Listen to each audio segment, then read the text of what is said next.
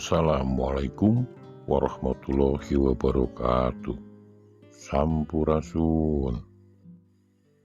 Salah satu tokoh misteri yang seringkali menimbulkan pro dan kontra terkait dengan identitas dirinya adalah Nabi Khidir. Nabi Khidir dalam hasanah keilmuan umat Islam selalu menjadi perbincangan dari masa ke masa. Beragam pendapat diutarakan untuk mengungkap keberadaan sosok manusia misterius ini. Cerita mistis yang penuh keajaiban, meski terkadang tidak berdasarkan sumber yang sahih, juga ikut mewarnai ketika seorang mengulas tentang keberadaan figur manusia pilihan ini. Dalam karyanya, Ibnu Hajar menjelaskan beberapa riwayat yang berkaitan erat dengan silsilah dan garis keturunan dari Nabi Khidir. Pendapat pertama mengatakan bahwa Nabi Khidir adalah putra Nabi Adam. Pendapat ini disampaikan oleh Daruqutni dalam karyanya Al-Afrod dari jalur Rawad bin Jarrah. Pendapat kedua mengatakan bahwa Nabi Khidir adalah putra Qabil bin Adam.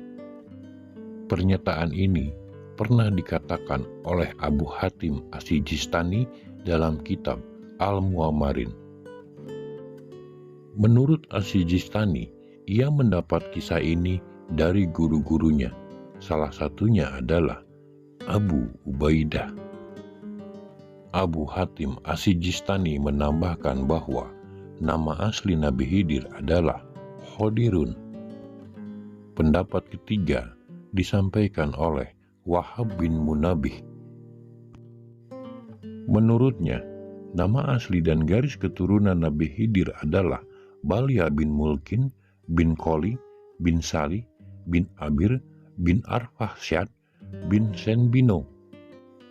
Pendapat ini didukung oleh Ibnu Qutaibah dan An-Nawawi.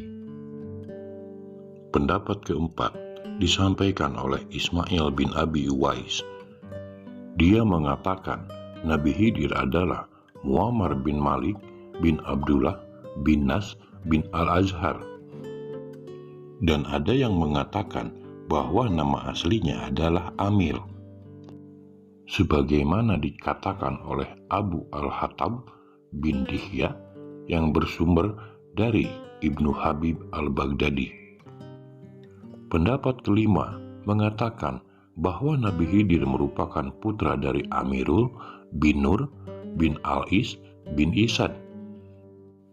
Pendapat ini diungkapkan oleh Ibnu Qutaibah, sementara menurut Muqatil ayahnya bernama Amil. Dikarenakan banyaknya pendapat tentang Nabi Khidir, Buya Hamka mencoba menengahi dengan mengatakan bahwa Nabi Khidir bukan hanya satu orang, melainkan berganti-ganti di sepanjang masa. Pendapat Buya Hamka ini tertuang di dalam karyanya Tafsir Al-Azhar pada pembahasan Juz 15. Buya Hamka menulis, "Saya sendiri kerap kali bertemu orang biasa, tak dikenal, terpencil di dusun yang jauh atau di ladang tebu." Kalau dipandang dari segi ini, bisa dikatakan bahwa Nabi Khidir ini selalu ada, tidak satu orang dan tidak mati, melainkan berganti-ganti. Pendapat Buya Hamka ini seakan menjadi penengah dari perbedaan pendapat-pendapat yang saling bertentangan satu dengan yang lainnya. Di satu sisi, ada yang berpendapat Nabi Khidir yang pernah bertemu dengan Nabi Musa telah wafat. Sebagaimana pendapat Ibnu Nawawi, Ibrahim Al-Harabi, Abuya Al-Hambali, Ibnu Taimiyah, dan Ibnu Qayyim Al-Jauzi. Sementara, di sisi yang lain, ada pendapat yang mengatakan bahwa Nabi Khidir merupakan sosok manusia yang dikaruniai umur yang panjang. Sebagaimana pendapat Imam Al-Nawawi, Al-Solah, dan Al-Teha Salabi.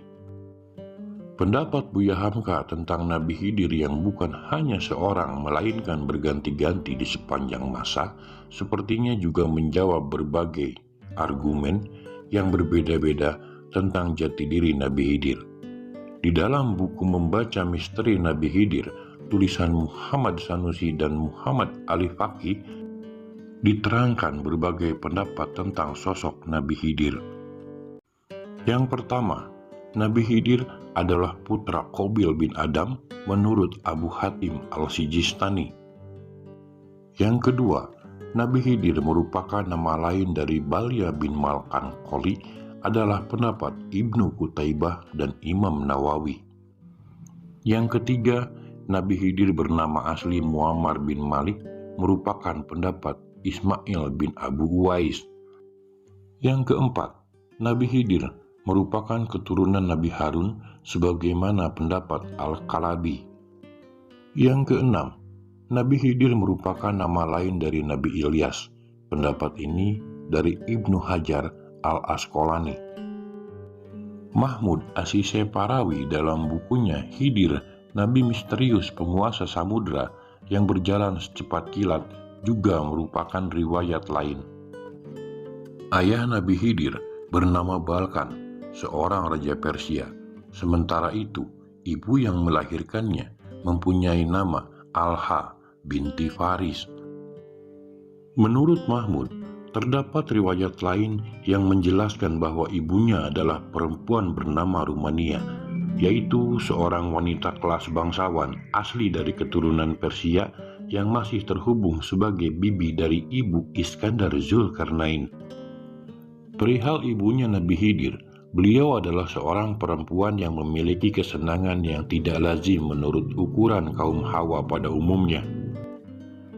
Beliau digambarkan sebagai sosok wanita yang senang mengembara, bahkan ketika sedang hamil tua sekalipun, ia masih sering melakukan pengembaraan.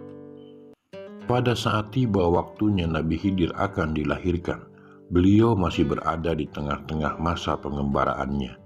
Konon, Nabi Khidir pun harus dilahirkan dalam sebuah goa yang terletak jauh di atas bukit, jauh dari kehidupan manusia dan sanak keluarga yang dapat membimbing dan membantu kelahirannya. Naas bagi ibu Nabi Khidir, belum lama melahirkan, para penyamun datang memasuki goa tersebut. Nabi Khidir pun harus terpisah dengan ibunya. Seketika itu juga, jejak Nabi Khidir menghilang dan lenyap. Sebagian keterangan menjelaskan bahwa kemungkinan ibu Nabi Khidir terbunuh oleh para penyamun.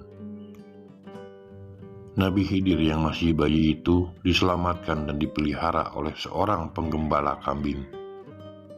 Banyak yang menyimpulkan bahwa pada saat masih bayi karena terpisah dari ibu kandungnya, Nabi Khidir disusui dengan susu kambing. Muhammad bin Ilyas Halanafi dalam kitab Badai al-Zuhud fi Wakuwi al-Zuhur juga menceritakan bahwa Nabi Khidir dilahirkan di sebuah goa. Ibunya memberikan susu segar kambing setiap hari ketika Nabi Khidir masih bayi. Kemudian Nabi Khidir diambil anak oleh seorang penggembala dan dididik sampai menginjak dewasa. Dia tumbuh menjadi anak cerdas dalam membaca dan menulis suhuf yang diturunkan kepada Nabi Ibrahim. Selain itu, ada juga pendapat yang menyatakan Nabi Khidir merupakan cucu dari Fir'aun yang dikemukakan oleh Muhammad bin Ayub. Beliau adalah seorang yang jujur dan dapat dipercaya, dan hadis-hadisnya banyak dirujuk oleh Ibnu Majah. Beliau menyebutkan bahwa Nabi Khidir adalah cucu Fir'aun dari anak perempuannya. Sementara Anagasi memiliki pendapat Nabi Khidir adalah putra Fir'aun.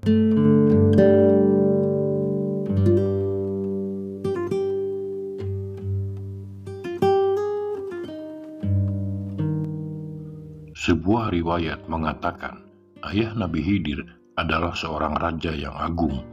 Untuk urusan pendidikan putranya, raja menyerahkan putranya kepada seorang pendidik. Sayang, ternyata Nabi Khidir tidak berkenan dengan guru yang ditunjuk ayahnya. Di antara istana dan rumah sang pendidik, hiduplah seorang ahli ibadah. Setiap kali Nabi Khidir berangkat ke rumah sang pendidik, dia selalu melewati rumah ahli ibadah tersebut. Perilaku ahli ibadah tersebut telah memikat hatinya. Dan Nabi Khidir pun memilih si ahli ibadah tersebut menjadi gurunya. Dia sangat rajin menghadiri majelis ahli ibadah itu. Ketika Nabi Khidir tidak datang menghadiri rumah sang pendidik yang ditunjuk oleh ayahnya, sang pendidik mengira Nabi Khidir sedang berada di istana, sementara raja mengira putranya sedang belajar kepada guru yang ditunjuknya.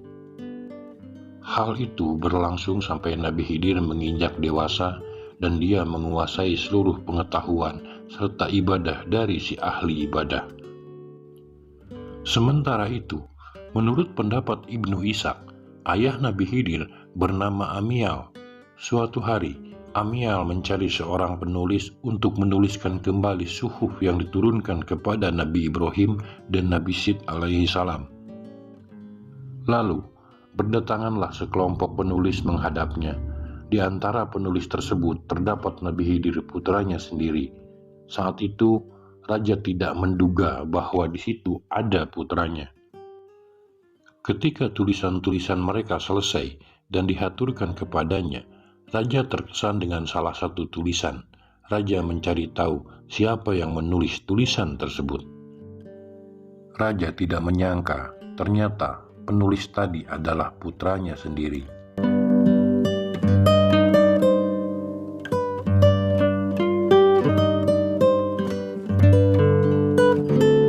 Ibnu Arabi dalam Fusus Al-Hikam juga menafsirkan kisah Nabi Khidir yang diibaratkan sebagai pengingat. Nabi Musa diketahui memprotes Nabi Khidir yang menghilangkan nyawa seorang anak. Padahal jauh sebelumnya Nabi Musa sendiri pernah memukul seorang Mesir sehingga tidak sengaja membunuhnya. Dengan menemani Nabi Khidir, Nabi Musa sesungguhnya diingatkan kembali bahwa ada kehendak Allah di balik dua perbuatan menghilangkan nyawa itu, baik pelakunya Nabi Khidir maupun Nabi Musa sendiri. Tentang Nabi Khidir yang melubangi kapal orang miskin, memang perbuatan ini tampak zolim. Namun, belakangan diketahui bahwa adanya lubang itu membuat penguasa yang zolim enggan merampas kapal yang menjadi sumber mata pencaharian bagi nelayan tersebut. Sekilas, perbuatan ini tampak zolim, akan tetapi Musa justru selamat dari peraturan Fir'aun yang mewajibkan bayi laki-laki untuk dibunuh. Bahkan, ibunya Nabi Musa dapat menyusui anaknya itu di lingkungan istana Fir'aun. Baik perbuatan Nabi Khidir maupun ibunda Nabi Musa sama-sama diilhami oleh Allah Subhanahu wa Ta'ala. Tentang Nabi Khidir yang membetulkan dinding rumah di suatu desa, Nabi Musa berkomentar karena Nabi Khidir tidak meminta imbalan dari perbuatannya itu. Akhirnya terungkap bahwa rumah itu milik dua anak yatim. Di bawah dinding yang dibetulkan Nabi Khidir terdapat harta simpanan ayah mereka. Makna kisah ini selaras dengan pengalaman Nabi Musa sendiri ketika baru tiba di Madian, seperti dijelaskan dalam surat Al-Qasas ayat 23-29. Waktu itu, Nabi Musa menolong dua putri Nabi Syuaib dengan memberi minum kepada ternak mereka. Dan Nabi Musa tidak terbesit sedikit pun pikiran untuk meminta imbalan. Musa hanya berdoa memohon rahmat kepada petunjuk Allah. Ternyata ada hikmah di balik keikhlasannya itu, yakni akhirnya Nabi Musa dapat bekerja untuk Nabi Syuaib dan bahkan menjadi menantunya. Demikian riwayat-riwayat yang kami suguhkan sebagai bahan pembelajaran untuk kita. Silahkan tulis di kolom komentar siapa sebenarnya Nabi Khidir. Wassalamualaikum warahmatullahi wabarakatuh.